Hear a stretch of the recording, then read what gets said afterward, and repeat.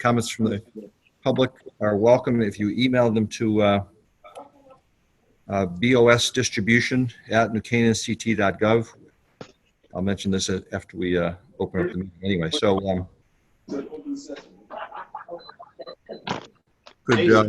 Stacy, can you mute? Yep, mute, sure.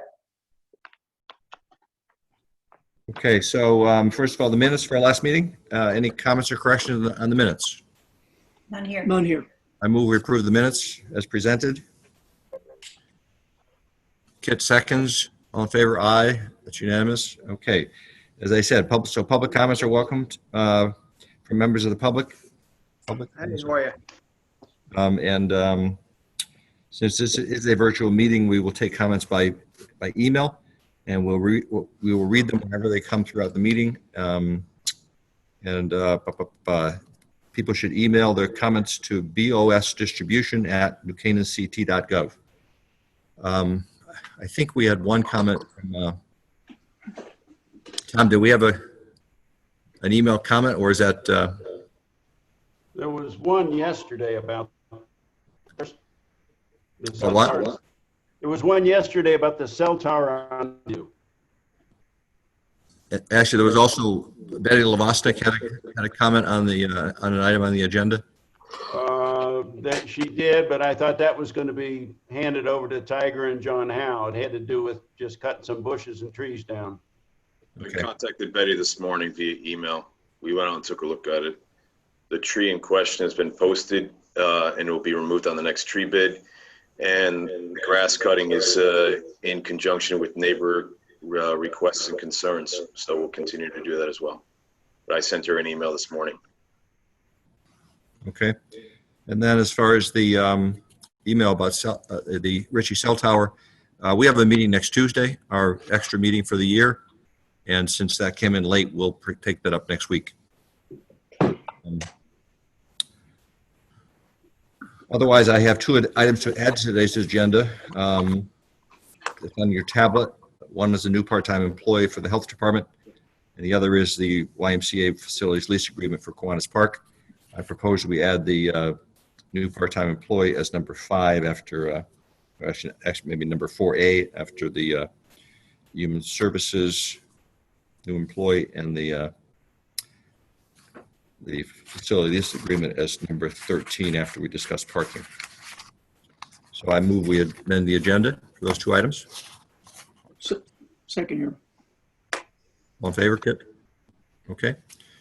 So the first item on the agenda is, Cheryl, do you want to, actually, this is Steve Banco for seasonal part-time employees, and Cheryl. Steve, I'll turn it over to you first. Steve's muted. Steve, you got to unmute. We're unmuted, okay. Good morning. Yeah, this is our normal list of seasonal employees. We normally bring it, we bought it to back the end of April or early May, but because of the COVID crisis and the uncertainty as whether we would have day camp or whether the pools would open, we need to bring our list of employees for those programs to you for approval. This basically is our part-time people for our day camps. We have the Waveney camp, where I think we have 9 people, and the Kidsville camp is just 5 people. And then I believe we have about 25 or 30 lifeguards and supervisors that will be managing the pool in Kiwanis Park when those facilities open starting tomorrow. Wait, excuse me, but Steve, I couldn't understand what you said, the last bit. Okay, the pool, Waveney Pool will open to the public starting tomorrow on the 17th of June. And Kiwanis Park will be open on weekends starting this weekend, so Saturday and Sunday to the public. But we need to hire our lifeguards, which is about 30 people, which includes our supervisors and our lifeguards to man the facilities. Thank you. Okay, I move we approve the hiring of these part-time seasonal employees. Second. Discussion? All in favor? All in favor? Okay. Thank you, Steve. Thank you. Cheryl, go ahead with the new employees and the part-time employee. We have been looking for a new employee for health and human services. We've been looking for a senior started advertising back in November. We received 20 applicants. We interviewed 6, got it down to 3, and then COVID hit. So we put things on hold, and as our senior caseload is increasing and there's definitely senior needs, Dr. Pierce had asked if Kevin and I would meet with her again, which we did. The recommendation is to hire Marcella Rand. You have her application. She has worked for Darien Senior Center for over 10 years. She is a licensed social worker, also a mental health, certified in mental health and first aid. She works great with the Darien community. Recommendations have been unbelievable. She's got a great personality, and she is a terrific asset to Darien. I think she is going to fit very well in here, working with our senior population, working with Lapham Community Center, staying put, and I would like to recommend to bring her on July 1st. And this is getting us back to full complement in human services. Correct. This was in the budget. Second. Any questions for Cheryl? I move we approve request from Human Resources to hire Marcella Rand in Human Services for the senior program. Second? Second here. Okay, discussion? All in favor? Okay, thank you. Thank you. Cheryl? The next one was not on your agenda. We had added it. Jen, as you know, is working anywhere from 60 to 90 hours a week. It's definite some help. The Health and Human Services Board actually asked us to look into it. So we put a post out for a park inspector. We received 5 applications, interviewed 3. I would like to recommend Aaron C. He currently Master's in Public Health. He works for Danbury Health and Human Services, where he's been since 2017. He will continue there and give us part-time hours on Friday and Saturday. As I've spoken with Lunda, we will put this under COVID to see if we can get some reimbursement, but we need to get our restaurants inspected, and we definitely need help in that area.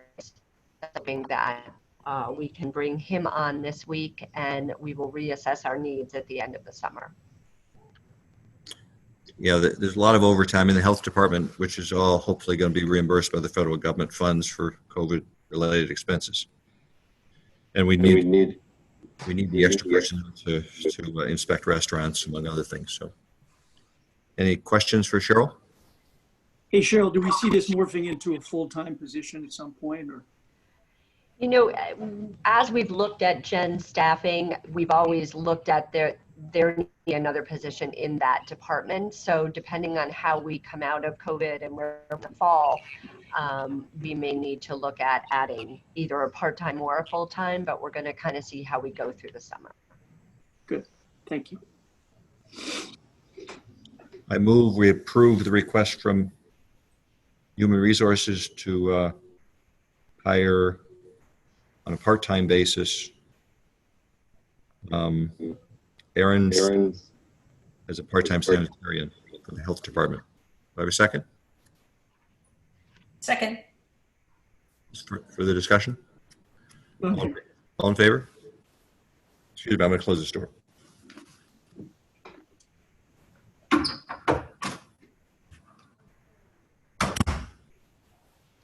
Getting a bit of an echo here. Okay, so that's on to number, that was 4A. This is 5. Probationary status. Yes, I have 2 employees to present to you. One is Katie Lamb, who works in the assessor's office as an assessment technician. Sebi had filled out the performance evaluation. She got all top scores, and I would like them bringing her off probation. And the next one is Evelyn Martinez, and she is a staff accountant, also top scores from her supervisor, and would like to recommend bringing her on full-time. Any questions? None here. I move we approve the request from the Director of Human Resources to remove Katie Lamb and Evelyn Martinez from probationary status. Do I have a second? Second here. Discussion? All in favor? Okay. Thank you. All right, now we go to tree warden. Tiger? Yes, thank you. This is the latest tree warden's bid. We actually have one coming in this morning that'll be on your next agenda. That's for Bristow Park. This one is for 12 separate areas throughout town. We had two bids, Olmsted Tree and Mill River. They were both quite tight. Olmsted was the low bid at $17,391, and we recommend awarding the contract to Olmsted Tree. Question, Tiger. Sure. Did like Hutchinson get a shot at this too?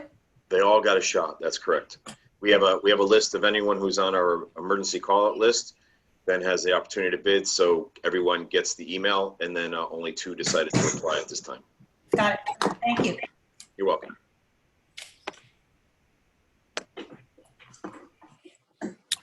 Any further questions? I move we approve a request from the tree warden to enter into a contract with Olmsted Tree and Shrub Care for $17,391 for tree pruning and removal at various locations. Second? Second. Discussion? All in favor? Okay, that was unanimous, Tom. Thank you. Tire machine. Tire machine. Tire machine. This is for the highway department.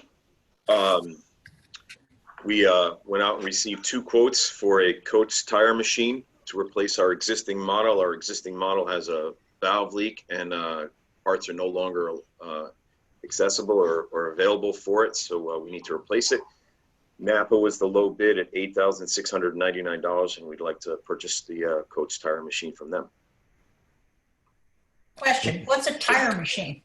It's basically what it sounds like, right? Puts tires on and off rims for replacement.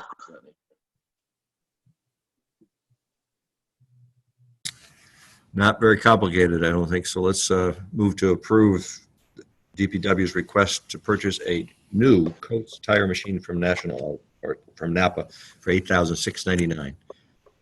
Second here. Discussion? All in favor? Okay, that's unanimous. Thank you. Thank you, Tiger. West Road Bridge Project. Joe Zagorinsky, our senior engineer, will take the next two. Good morning, Joe. Good morning. How are you? Good. Where are you? So, Oh, there you the are. grid project back in June of 2018, following an intense rainstorm, the head wall of the West Road Bridge failed, leaving a large opening. It was patched by the highway department under the guidance of WNC engineers. Since then, we've hired WNC engineers. They have designed the project. We went out to bid. We received 4 bids, and we've since reviewed the proposals, and the town is looking to, in concert with WMC, is looking to recommend Dayton Construction. They've recently completed the wastewater treatment facility, and they've been very easy to work with. And WMC, who is the engineer on the project, has completed Hickok, Mariomi, and the wastewater treatment facility bridge. So we're really comfortable with them as the engineers.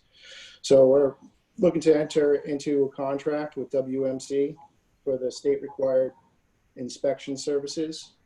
The state-required inspection services is for a dollar amount of $164,077, and a contingency of $16,407 for contingency. And Dayton was the low bidder. We're looking to recommend them for the contract of $1,464,035 with a contingency amount of $210,000. So I don't know if there's any. It says 219. It says 219 on our agendas. Correct. I'm sorry. Right, 219 is correct. Questions for Joe? Down here. None here.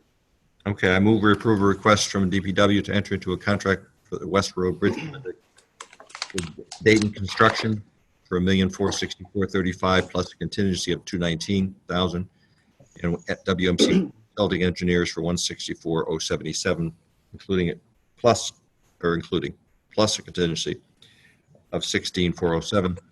Total project cost is 1,863,59. The state's going to pay half of the eligible costs. Do I have a second? Okay, Nick, second. Further discussion? Okay, all in favor? Aye. Okay, that's unanimous. Wastewater treatment plant combined heat and power project. Okay, so this is, the town has bid the combined heat and power project for the wastewater treatment facility. To oversimplify things, this technology is basically a generator that you take the wasted heat and you dump it into the building. So it adds added efficiency to the building. So you get savings not only in electricity, but in fuel costs. So we narrowed it down. We received 3 design bid proposals. We narrowed it down to 2 proposals, which was Aegis and Controlled Air. Aegis provided 2 35 kilowatt units, one living over at the wastewater treatment facility and one at the highway garage. And each unit is tied into the heating system for the respective buildings. We found that the advantages for Aegis was Aegis specializes in CHP units and their maintenance. They provide detailed remote monitoring, diagnostic, and troubleshooting to keep the units running very efficiently from their offices. So it's hopefully we get maximum efficiency out of it. And seeing there are 2 units, we can stagger the system maintenance to avoid any additional peak charges for electric. So that's another savings. The 2 CHP units allow us to modulate the units to most efficiently use them for the wastewater, the waste heat. So it makes it in the most efficient system that was presented. They include Yarmar CHP units, which we felt was, premier CHP contractor.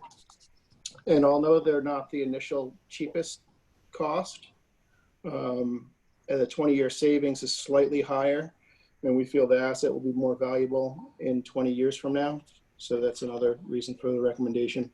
Mark from MHR, I think he's on the call. He presented this project to the Selectmen Advisory Committee, and a vote was held, and they agreed with the recommendation unanimously. So, and just a couple interesting facts that I grabbed off of Mark's analysis. If you look at the savings, there's a savings of $80,000 a year between electrical and heating fuel costs.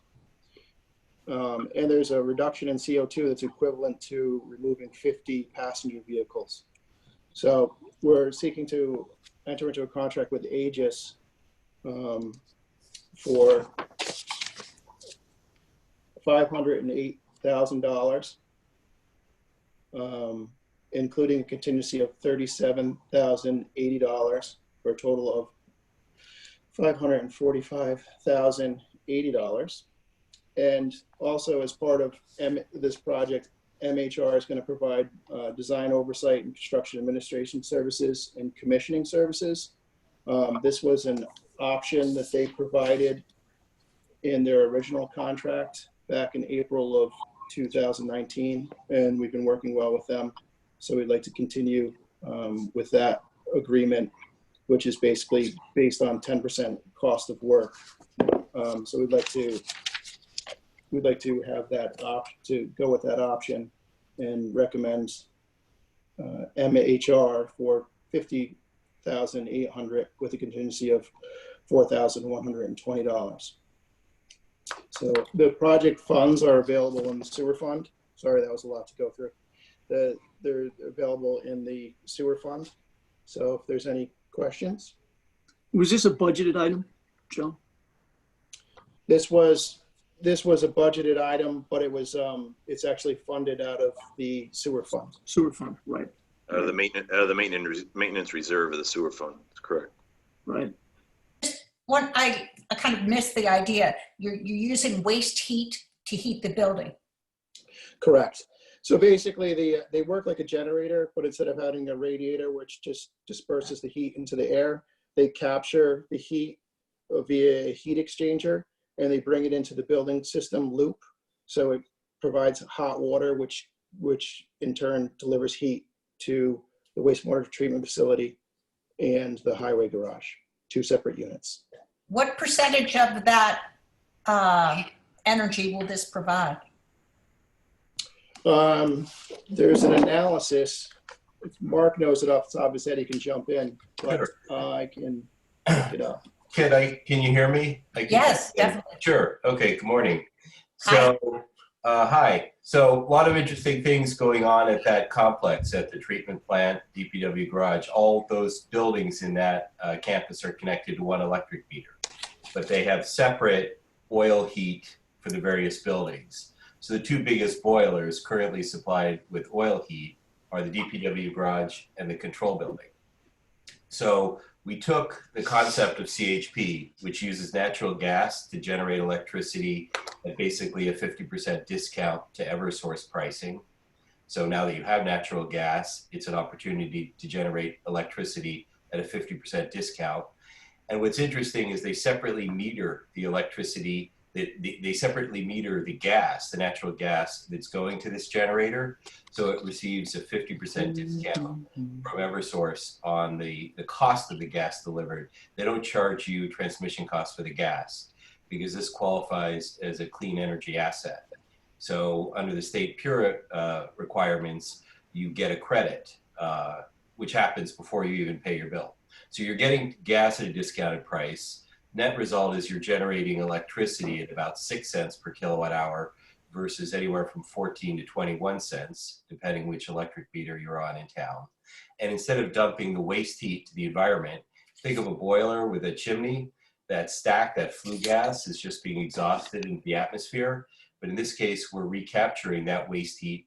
We're using it to heat the buildings during the winter months and the domestic hot water. So the net result is 40%. We're taking the electric load, combined electric heat load, about 40% off grid for that, for those buildings. So we sized the equipment so that we weren't overproducing in the shoulder and summer months. So we determined that this was sort of the sweet spot. And the Yanmar equipment, instead of taking one V8 engine, this is basically 2 3-cylinder engines. We're more evenly distributing the heat among the buildings. And because we're bifurcating the equipment, we don't need a thermal loop. So we don't need to cut up the driveway and run risky plumbing that, potentially over 25 years it could fail. There's no long plumbing runs. So we're dumping the heat directly into each boiler, electricity right into each sub panel. So it's about 40% reduction in electric from grid. And that is paired with the solar that exists now. And the total energy, the total electricity generated is equivalent to what the town hall consumes in a year. So it's like the town hall off the grid plus all of the heat is significant. So our saves about $131,000 a year. This $508,000 piece of equipment, or 2 pieces of equipment, will save about $131,000 a year. But then after gas costs and a robust maintenance service contract, the net savings is $82,000 a year, or just over $1.6 million over the term of the expected life of the equipment. Great. Thank you. Sure. Importantly too, the Eversource wants us to do this to take load off their system. And also they've been working closely with us to consider this part of a portfolio of gas users that's going to allow them to hook up West School without cost to the town and the homes along Ponish Ridge. So it's important that we do this project. Also, this is a good learning lesson for both Saks and the high school, where we plan to do CHP because they're big users of electricity, especially at the high school. And then also, hopefully, we're going to see our partners of the YMCA and the Waveney Care Center do CHP at their facilities. All of this takes the load off of Eversource in the summer months, and so it's something that is good for the environment, good for saving money, and good for good for New Canaan. So.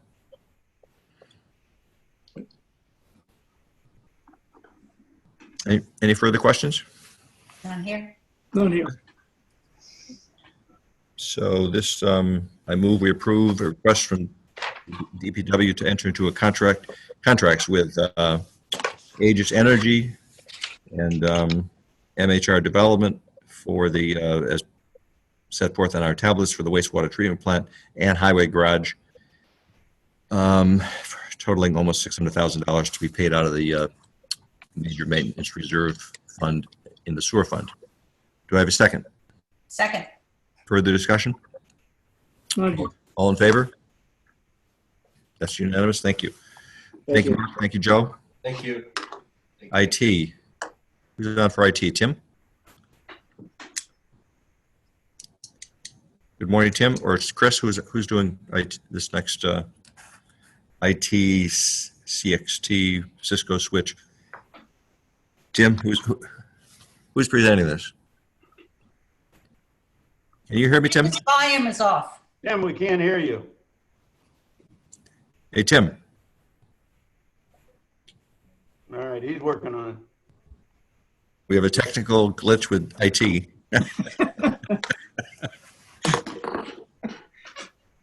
Hey, Tim, can you hear us? He must be multitasking. Still can't hear you, Tim. He waved to us. Tim, speak up. I think he's trying. Huh? Who's he talking to? Well, look at this is $11,800 switch. Pretty straightforward. I don't know why we have a technical problem.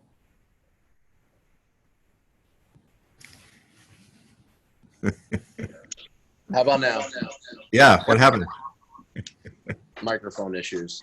Microphone issues. Okay, anyway, Tim, why don't you explain to us what this CXT Tech machine? This is for replacement hardware that we have throughout the network that have reached end of life. They've been in service for 8+ years. This is a budgeted item and routinely changed to stay current with the latest software, security, and technologies.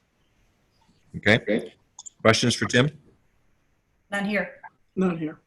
Okay. I move we approve the request from IT to enter into a contract with CX Tech. I don't know how you say that. CX Tech for Correct. $11,180.04 to replace Cisco switches and modules that reach end of life. Should we amend that to incorporate a new mic for Tim? That was my fault. I had it on mute initially. Just kidding. That happens all the time. Do I have a second? Okay. Discussion?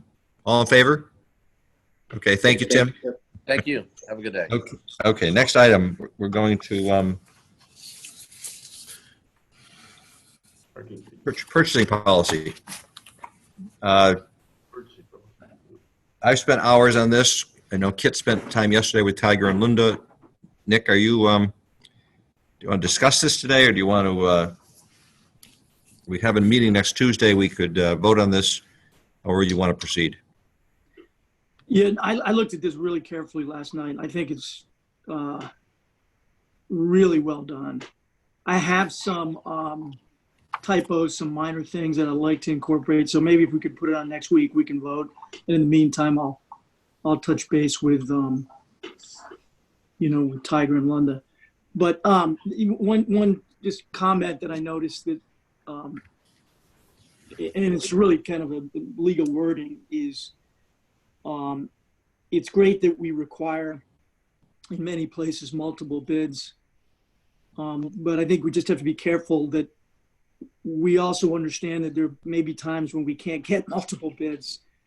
And I think we just have to, again, this is a general comment. We just have to make sure that the procedures incorporate those instances where, unfortunately, despite best efforts, we can't get multiple bids.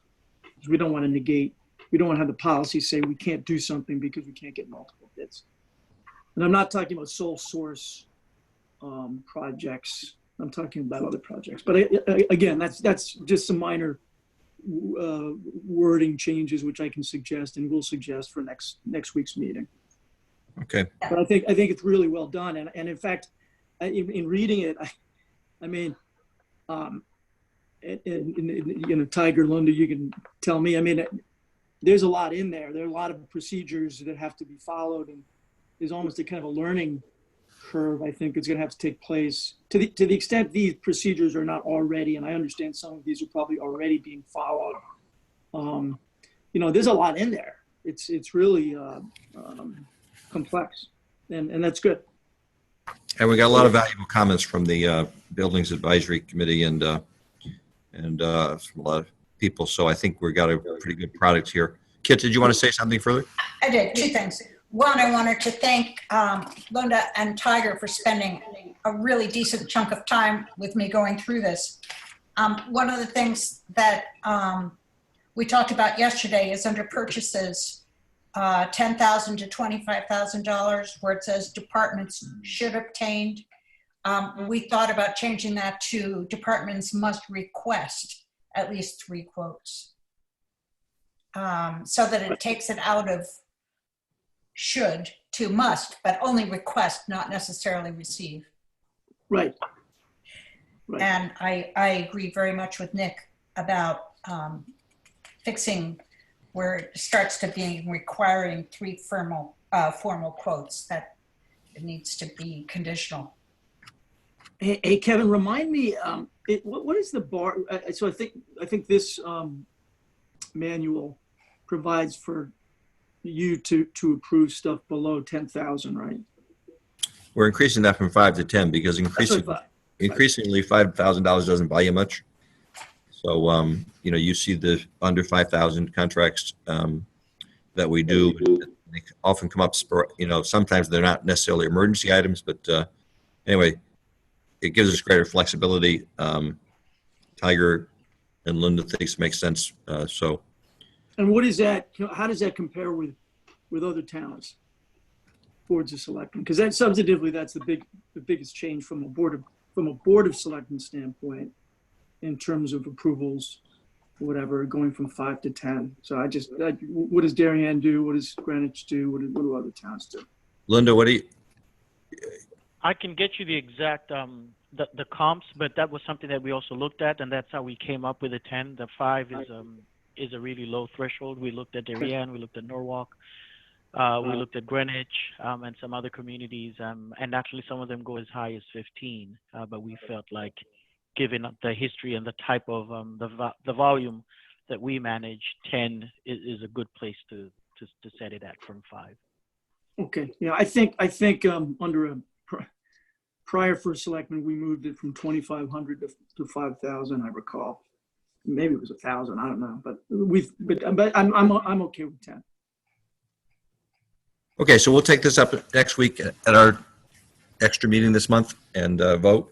Any further changes, please give them to Linda and Tiger.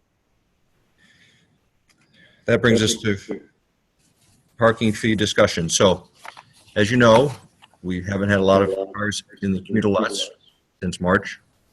We haven't had a lot of cars until the restaurants began to open and the shops began to open on May 20th downtown. And it's kind of not fair to charge people a full year of parking under these circumstances. We discussed this with the Board of Finance.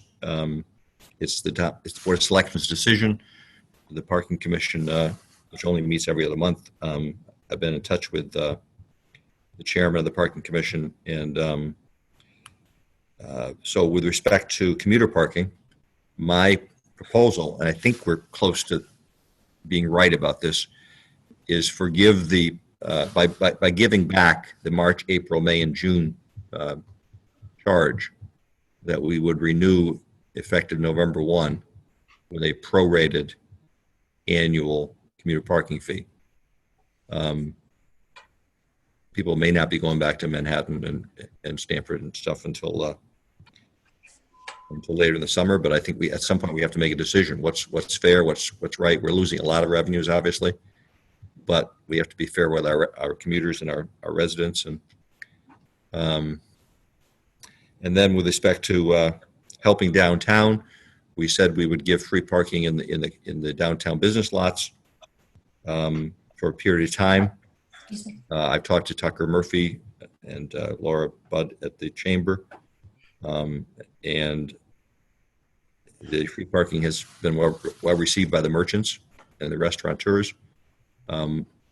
We began enforcing again yesterday, so that people who work downtown don't park in the prime spots on Main and Elm, but go to the free parking. So we have downtown, we have metered spaces, and we have business permits. So the business permits would be like the commuter permits. It's unfair to charge people when they haven't been working in their premises. So how do you guys feel about both items? Do we say strike it at November 1st for renewal for commuter and business permits, and allow the free parking in the meter spaces to continue? I would suggest through August. By the way, we wanted to experiment with free parking to see how we can perhaps adjust our parking policy to allow people to shop downtown and go to restaurants downtown and not charge for parking, and just have people who work downtown pay business permits to park in the Morse Court and the Park Street lot and the Playhouse lot. So, by the way, we also were going to hire this consultant, which once the COVID started, there's no point in trying to study parking when it's extremely abnormal. So we deferred that expenditure in that study, which was going to be part of the free parking study. So anyway, what's your feelings? I mean, we have a couple of decisions to make. We don't need to make them today. We wait till next Tuesday. But we need to announce to people what we plan to do by way of renewal of permits for 2021. And just by way of understanding, the renewals that would happen in November would run through June 30th. June 30th and be prorated for that. Yeah, we'd prorate it. I mean, I suppose there's an argument. People may not go back to work in July and August to Manhattan, but we have to decide at some point what the right answer is. Yeah, I mean, I think that suggestion makes sense, Kevin. I'm going to abstain on this portion of the vote since I'm a commuter. But I think it sounds fair. With respect to the non-commuter parking and parking downtown, as you know, I've been a huge proponent of free parking. And I guess the question is, you know, we're talking about hiring a consultant. I mean, we've got an experiment in progress right now, which is going to give us data points that I think should lead us to a decision whether to keep free parking, you know, for the long haul. Yeah, the only trouble is, you know, when are we going to get back to normal? You know, this is not really normal, but it's people are returning to downtown, so.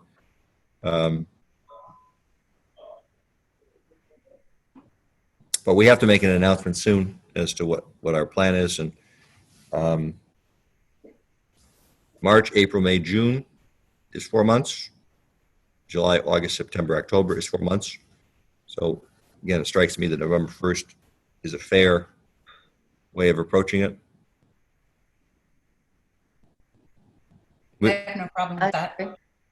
Yeah. Stacy, do you want to say something? No, I agree. I agree with that as well. 4 months and then just prorated for the 8 months left on the permit year. There has to be, I have been getting calls from people, so it sounds like some people might be starting to commute again. So there has to be a determination made, and this way I will be able to get them the renewals out. But I think that's reasonable time period. Yeah, we're going to have some slippage. I mean, we're losing a ton of money, and that's not reimbursable as a COVID expense, lost revenues, but it's also fair to our residents and our communities. You want to vote on this next Tuesday, or do you want to make a decision now? I'm fine with it, and I don't think Nick is voting. Well, he can vote on the business lots downtown. He's and the parking through August. I think it's a good experiment to continue July and August with free parking. But I think beyond September 1st, we hopefully will be much more back to normal by Labor Day. I agree with that. So I would recommend that we plan to announce that we will renew 2021 business and commuter permits. Since I'm combining them, Nick, you can abstain unless you want to vote separately. To a prorated 2021 fee of 8 months starting November 1st, and that we continue the free parking in the downtown business lots, which would include Locust. So we're talking about the 4 or 5 business lots downtown: Morris Court, Park Street, Playhouse, Locust, 5. and Center. 5. Yep. So we do forego a good bit of revenue, but it's what COVID is causing us to do. So I would recommend that we not resume. We have resumed enforcement, so people beware if you park overtime on Elm or Main or Any of the downtown areas that have businesses, we are enforcing time parking. We've been giving nice notes for the past 2 weeks to remind people that there is free parking in the lots. But so anyway, and I make that motion that we continue the free parking until September 1st, downtown lots, and we go out with an announcement that the commuter and business permits will renew for 2021 on November 1st with a prorated 8-month permit fee. I move that. Second. Second. Further discussion? Nick's going to abstain if he wants to, but Kit and I will pass that motion. 2 of us. Okay. That brings us to the added item of the facilities lease agreement at the YMCA for the YMCA at Kiwanis Park. Now, given where we are, and we're still operating under emergency orders, both of the state and the town of New Canaan, we have to make some compromises this year. Other towns are not opening. The city of New York is apparently not opening their pools at all. But the Kiwanis Park has served as a local swim facility as well as the camps. The camps will not be going to Kiwanis this summer, either the town camps or the daycare, so that it'll get that much less usage.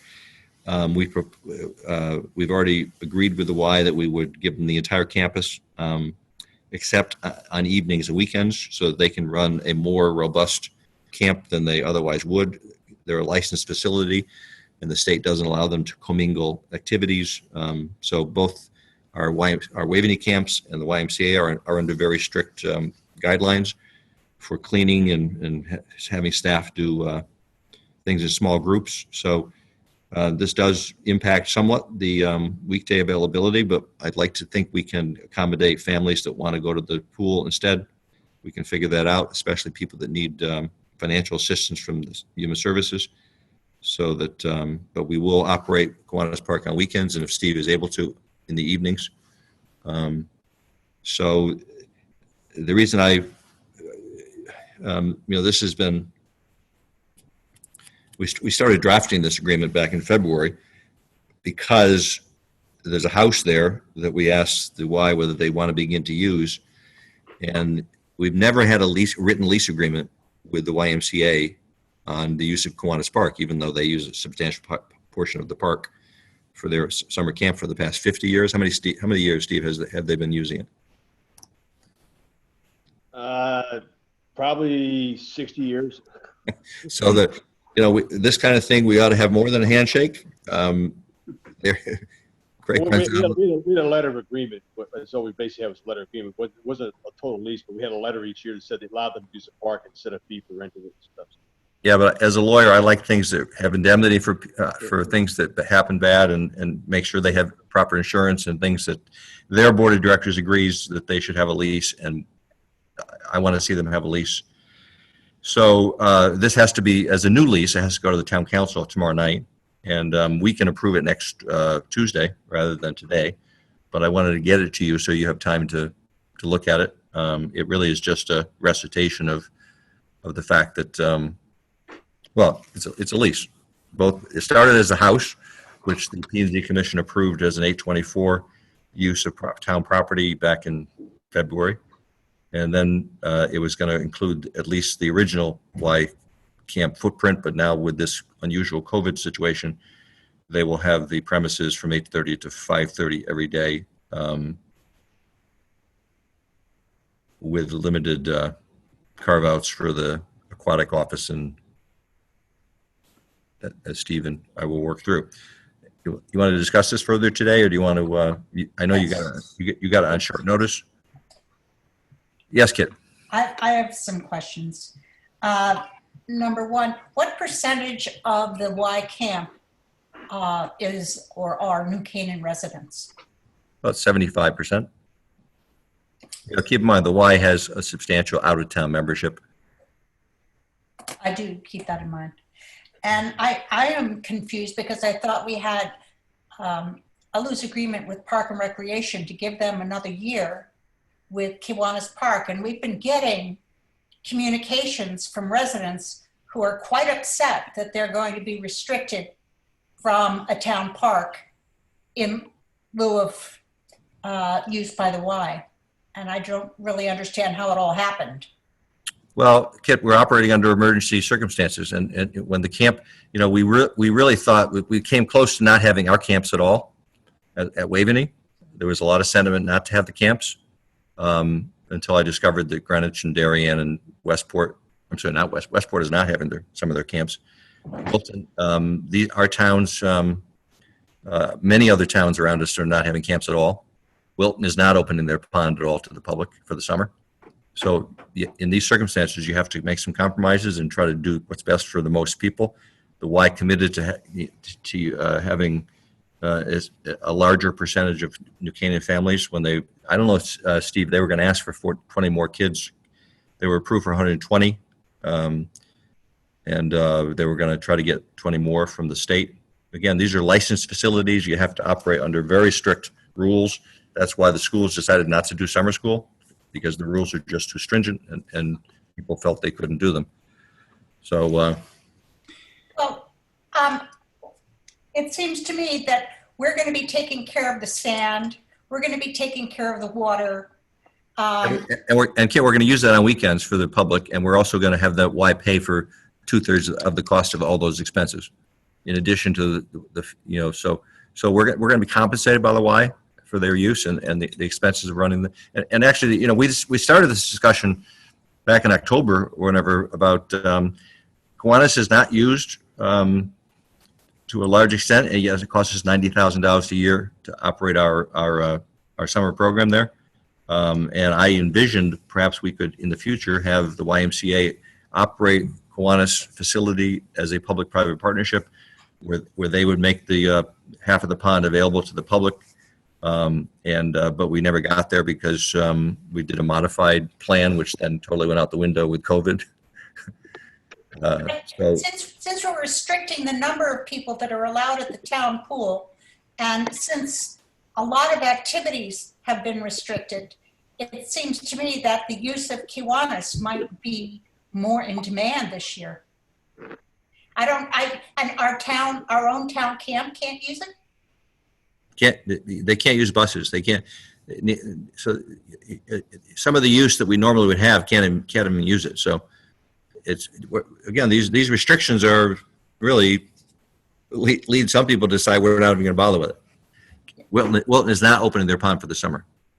Well, personally, I'm opposed to closing it to residents during the week, during prime hours. Well, again, we can't do both. So, and I'm all in favor of making. You said with respect to Waveney Pool, we're not going to have out-of-towners. Just like, some portion of the people who come to Kiwanis are out-of-towners, so restricting that activity is consistent with what other towns are doing and what we're doing with Waveney Pool. I don't know that Steve can perhaps address how he's going to try to limit the capacity at Waveney Pool because you have social distancing limits as to how many people can be on premises at a time, but I don't know how you're going to actually administer that, Steve. Well, we do not allow people to sit on the deck, so we have a large lawn area around that surrounds the pool, so the patrons would sit there. If I took 36 square feet per person, which is more than generous for the 6-foot social distancing, I can probably get 340 to 350 people on the grass, and by the licensing agreement for the number of patrons can be in the water at one time, we cannot have any more than 240 people in the water at one time, which we usually don't have anyway. So I think we'll be okay as far as getting residents in the pool, be able to use it, sit down on a safe distance from one another, and enjoy some swimming for the summer. Yeah, I think Waveney Pool is a better experience given the availability of the snack bar and the socialization. Again, if you've been down there at Kiwanis in the summertime, Kit, there's 4 kids on the beach and 7 staff members. So when the camps are going down there, it's a utilization that makes sense. And next summer will be entirely different. We'll talk about a different arrangement. But right now we have to try to accommodate the most people that we can. And I'm in opposition to keeping taxpayers from using a town park in lieu of what is essentially a business that isn't. We're not making money on it.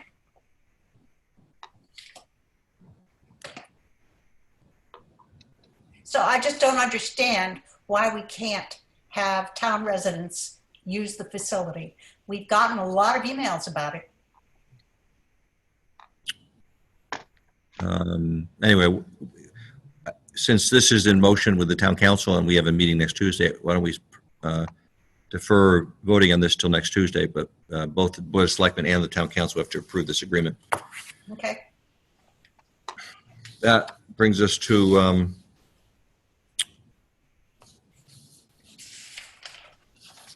legal fees. Legal fees are on our tablets.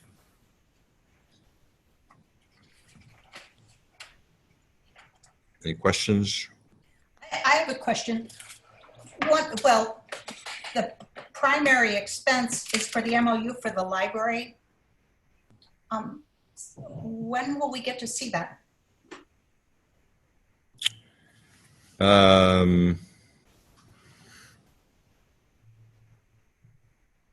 I believe the town council doesn't plan to take it up tomorrow night. So the Board of Finance deferred taking it up. The whole library project is slipping time-wise. And I think the town council's view is they want to see the beginning of the planning and zoning process before they, the original plan was to try to bring an MOU to the bodies by May or June and get it approved, and but everything is slipping. So, and then the realization really was that we're not going to have a final MOU until we go through the entire process and people understand what's being presented in planning and zoning, and that may slip into August. So the point is, it's not really ready yet for the other bodies to take up. So it's just a draft. It's nothing very sexy about it. It's what other towns have done. In our case, it has certain key items like $10 million and But I didn't hear, it has certain key items like, I didn't hear what you said. certain key items like, we're committing to $10 million. We're committing to a certain type of building and representation on the building committee. But those are the kind of standard things you do when you participate in a building project. Well, I'd be very interested in seeing the MOU. I don't think there's a problem with you seeing the draft as a member of the town government. It's just that it's not a public document yet. Thank you. Anyway, with that, do I have any, I'll move we approve the legal fees on the tablet. I would note that we're considerably under budget for the year. And we cut the budget last year by $30,000. So this is largely planning and zoning is maneuvering in a better way than they're usually one of the bigger users of legal services.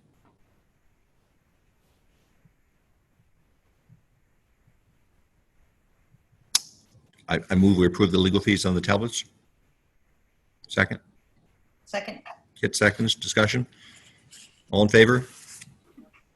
Okay. Contracts under $5,000.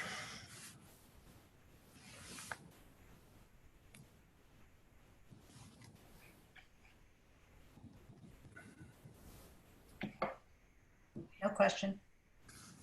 And then finally, general matters. Update discussion. So as I said, we will take up the Ritchie Cell Tower because there's a hearing now scheduled in New Canaan in the conference room for July 7th. The Connecticut Siting Council comes to New Canaan for a day, and they do a balloon float, and they do various things in the afternoon, and then I think at 6 o'clock in the evening or so, we have a public hearing. We had our input with Homeland Towers back in January, or December. When did we have the meeting with Homeland Towers? Planning and Zoning at the time gave a letter to the Homeland Towers. And Homeland Towers made some modifications in the plan which they presented in their application to the Siting Council. And some neighbors are concerned that the planning and zoning requirements may not be entirely incorporated into Homeland Towers plans. Part of that is a result of the fact that it's a negotiation between Homeland Towers and the property owner. And from my point of view, my concern is cell service in the northeast part of town. Planning and zoning will independently comment at the public hearing. I will comment at the public hearing on July 7th. And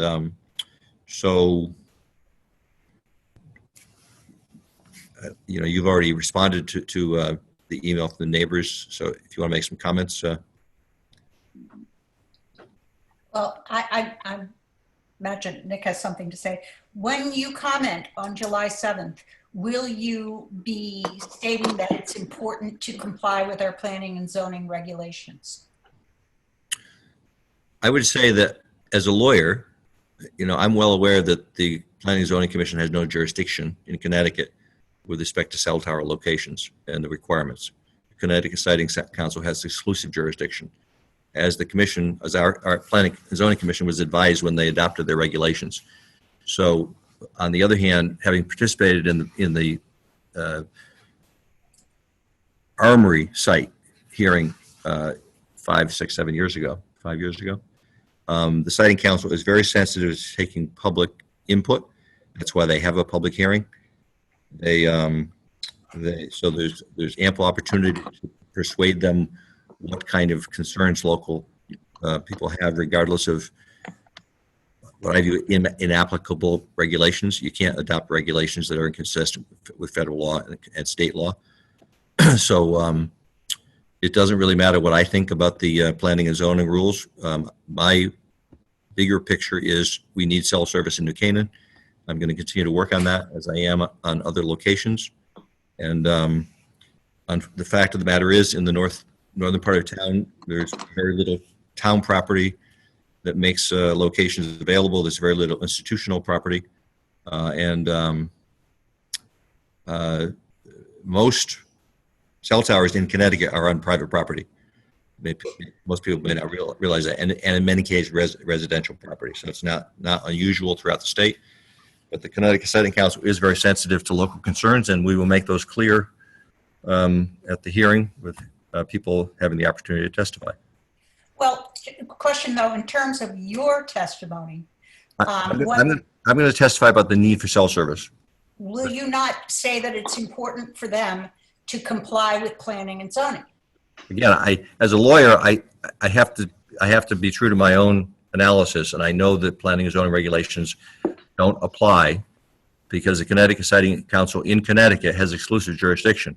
In New York State, it's a different matter. Local planning and zoning rules govern. In Connecticut, they do not. So yeah. Weighing in as first selectman of our town will carry weight. I think the siting council will fully understand my position. I've been to the siting council meetings.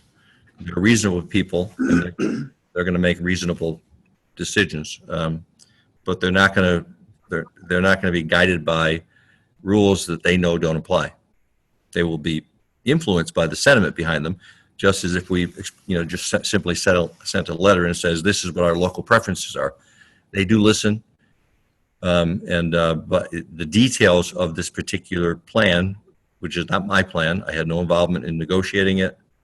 I had no involvement in the details. So, and I had no, my own view is the Planning and Zoning Commission stepped on waters where they have to be very careful when you try to exercise jurisdiction where you don't have jurisdiction by Connecticut statute. We can't do things that are not consistent with Connecticut statute. So I think that as a town, we requested them to come up with the regulations, if I remember properly. And I think what the residents are asking is that we, as a board of selectmen, say it's important. We're not demanding. It's important that they follow the town's suggestions from planning and zoning.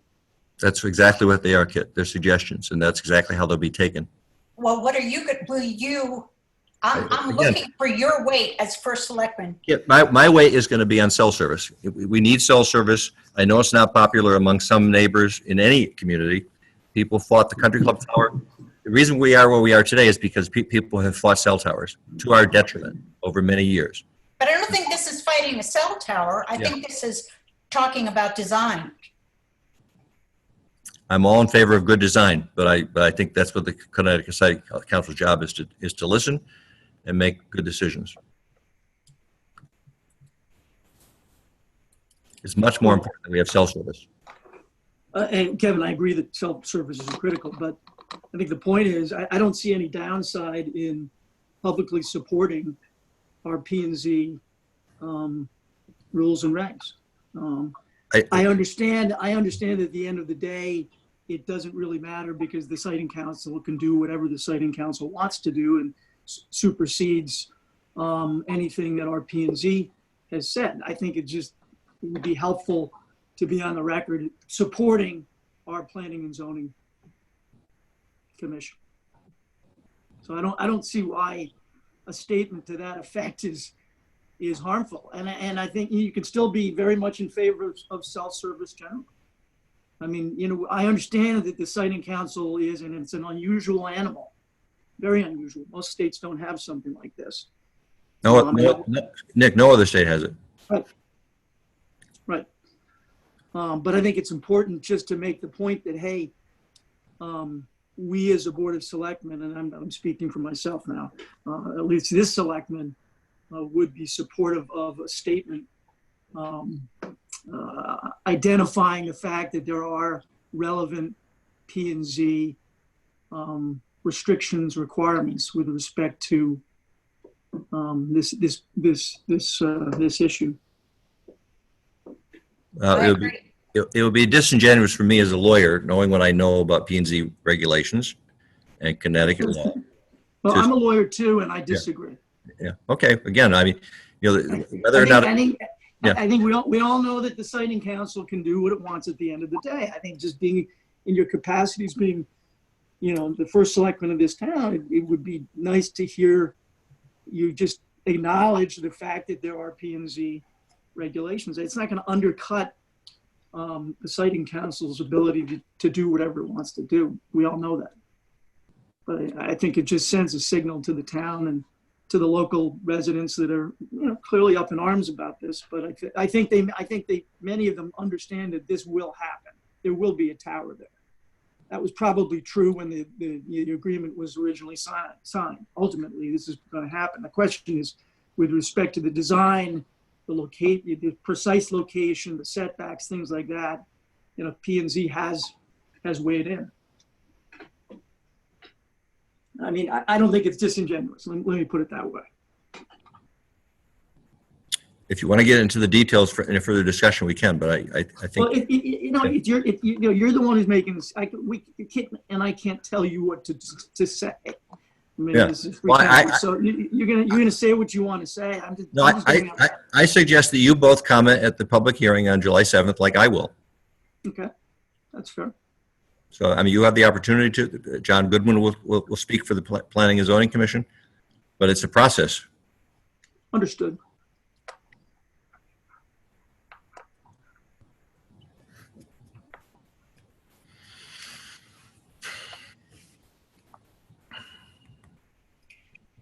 I sense that maybe we're finished talking about that for the minute.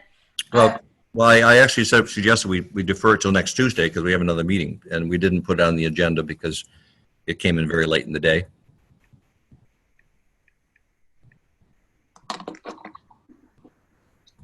That works for me, Kevin.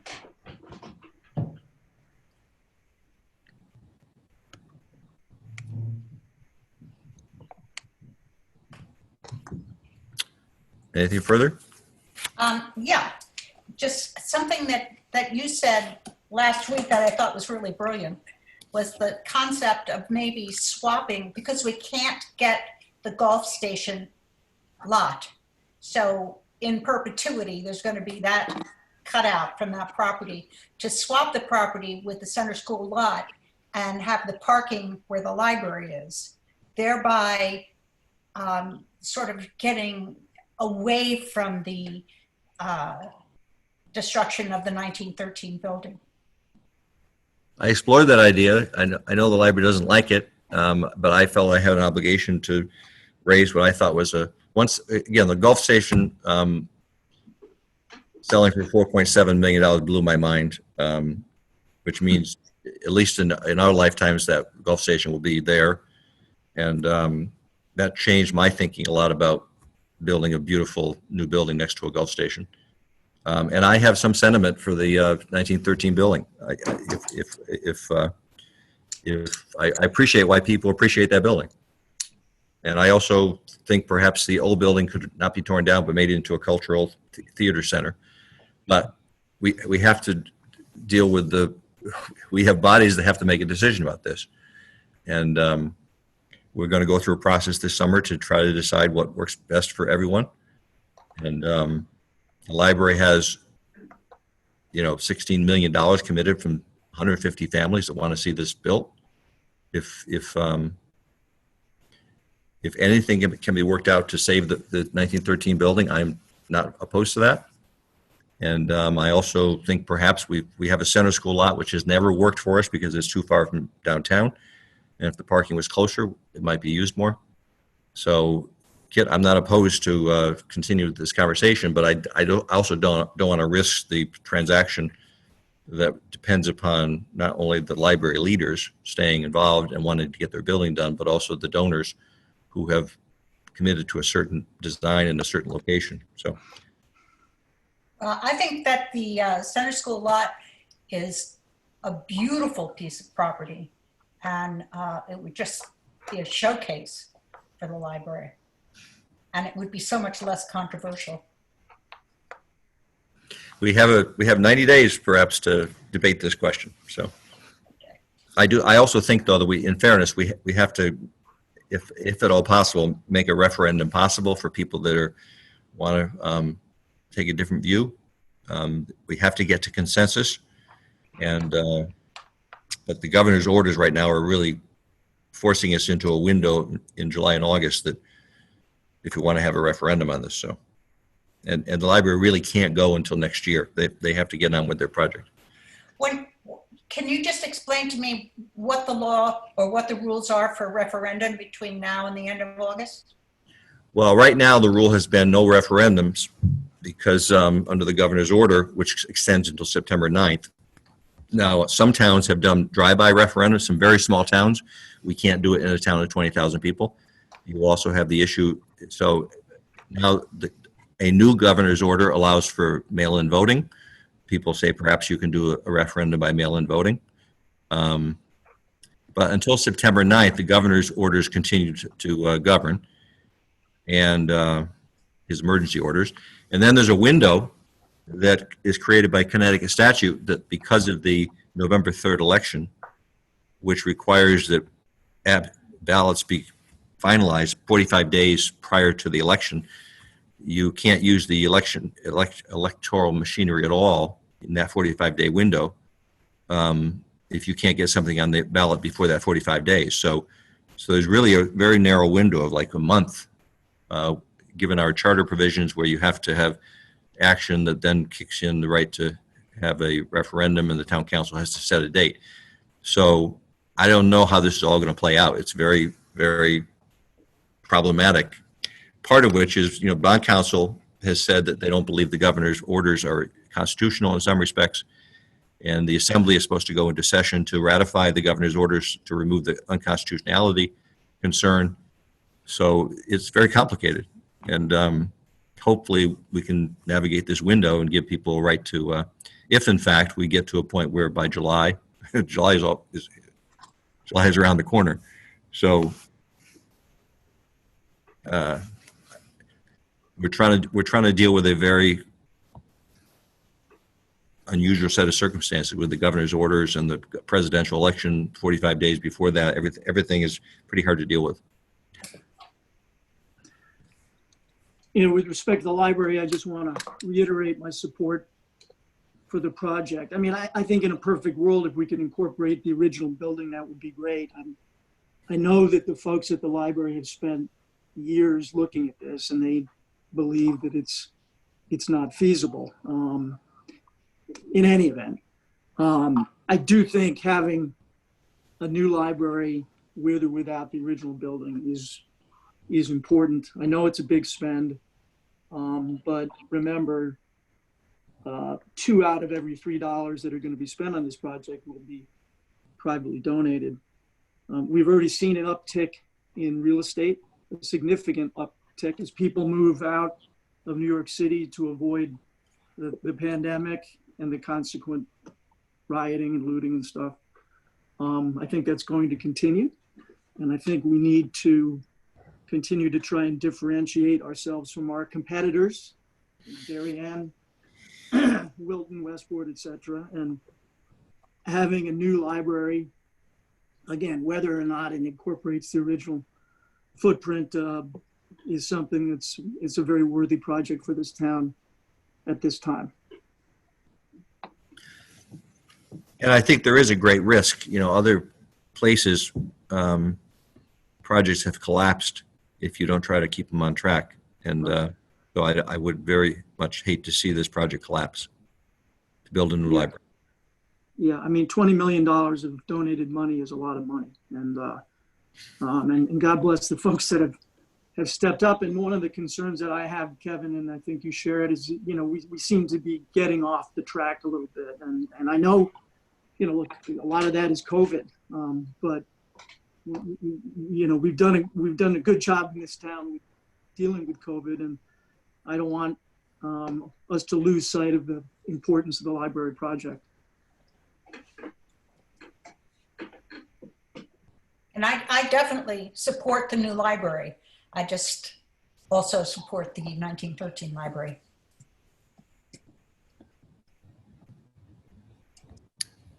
We have a meeting next Tuesday, our rump meeting at the end of a calendar year, fiscal year. So we can continue this conversation or do anything further next Tuesday. Tom, what are we going to have for the agenda for next Tuesday? Much other than carryovers? I think it's mostly carryovers unless Tiger comes up with anything at the last minute there on Public Works. No, just probably a tree bid and a couple of other small things. I don't think it's anything too major.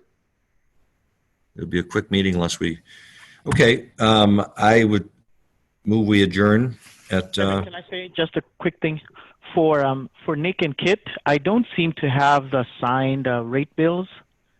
Kit, yours came through, but without the signature for the mill rate. I'll forward those to you via email. Okay, but if I definitely signed it, so I don't know.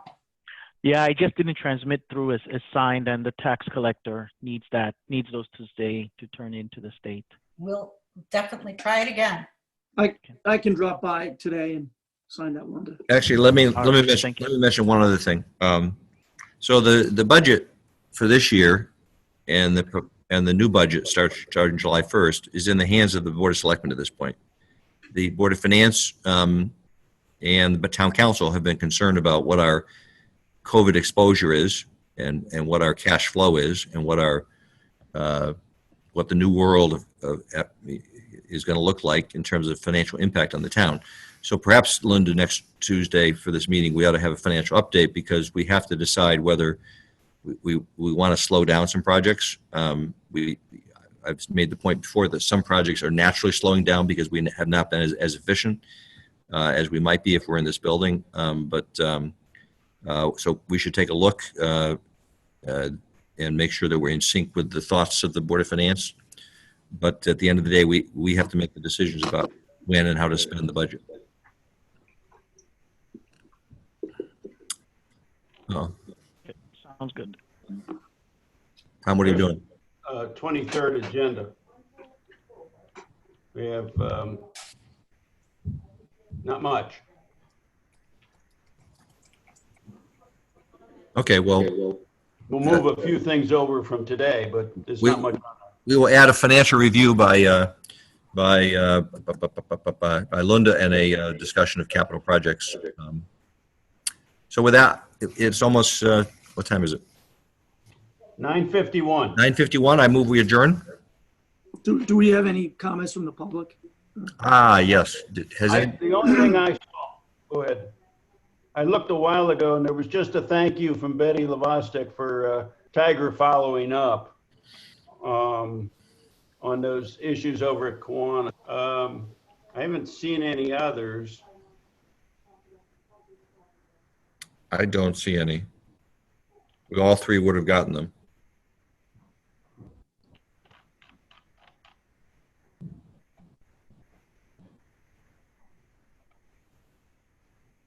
Okay. At 9:52, I move we adjourn. Second. Okay. Thank you. Have a good day, everyone. Thanks.